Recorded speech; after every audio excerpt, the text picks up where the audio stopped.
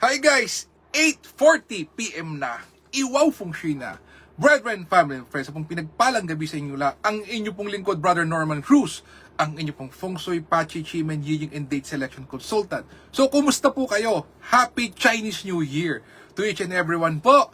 And of course, ngayon po ito po yung pinakamainit pong topic, pinakamainit pong kaganapan because it's a Chinese New Year. So, opo, good luck to each and everyone. So as promised, okay, ito pong program na to right now is dedicated to answer, to suggest po what to do, what not to do. And ito po sa Chinese New Year. Because as we speak now, I'm receiving a lot po of text messages. So minarapat ko na pong i-address po through this program, through this sharing of ours. Yes, okay. Ano pong ihahanda?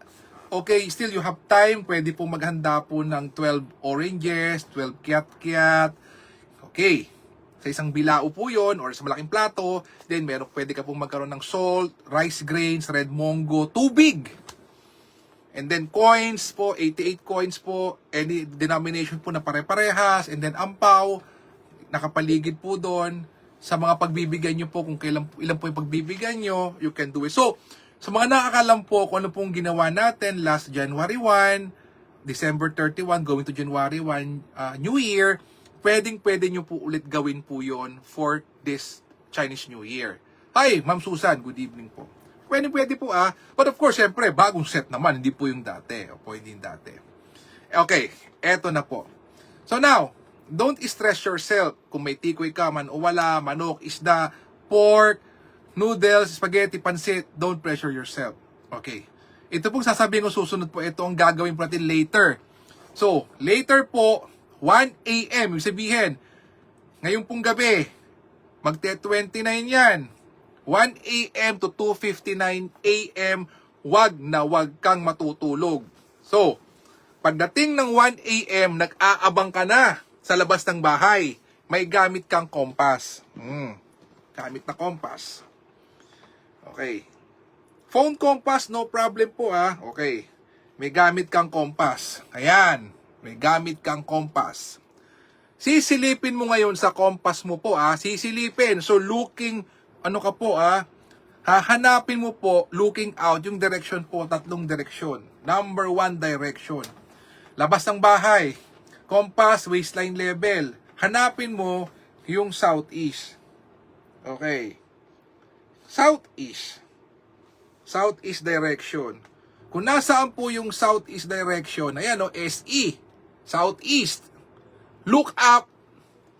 Hanapin yung brightest star. Okay, brightest star.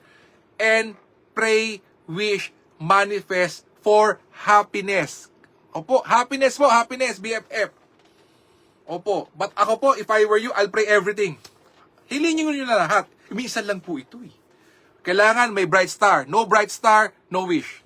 Pangalawa, same position ka. Iikot ka ngayon.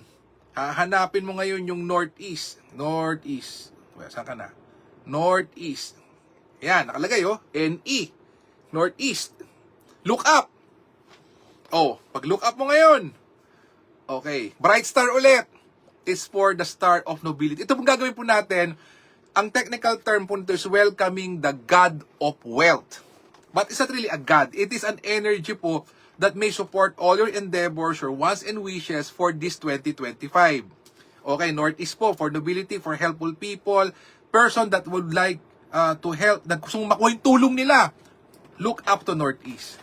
And finally, BFF. Yan, North. Yan po nakalagay, letter N.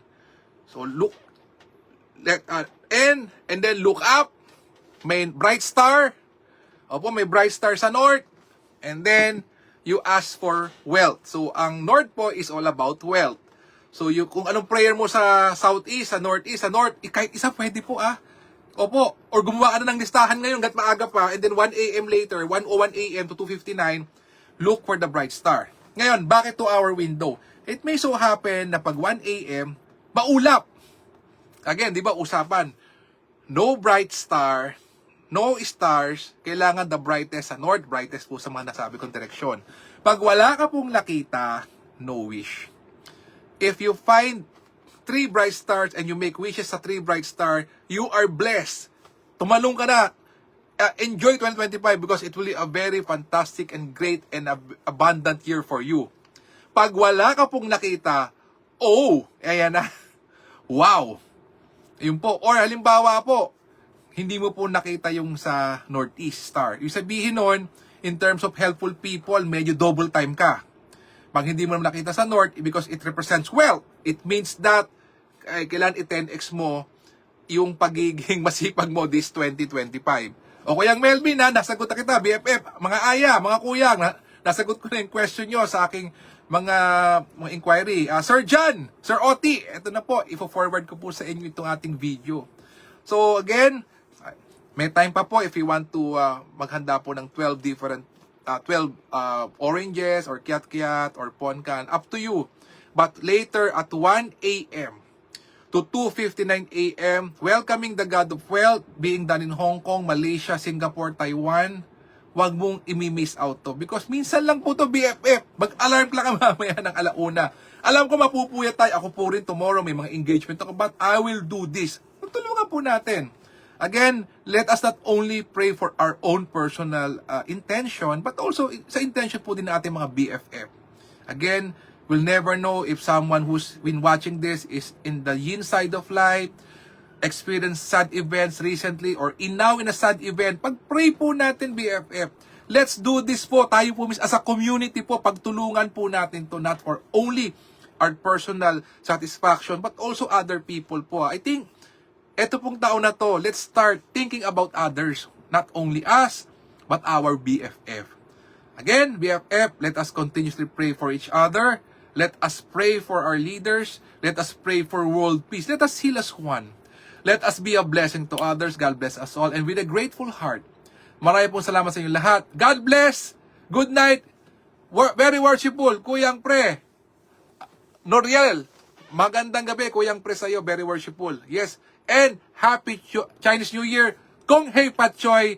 More blessings and a prosperous Year of the Wood Snake 2025.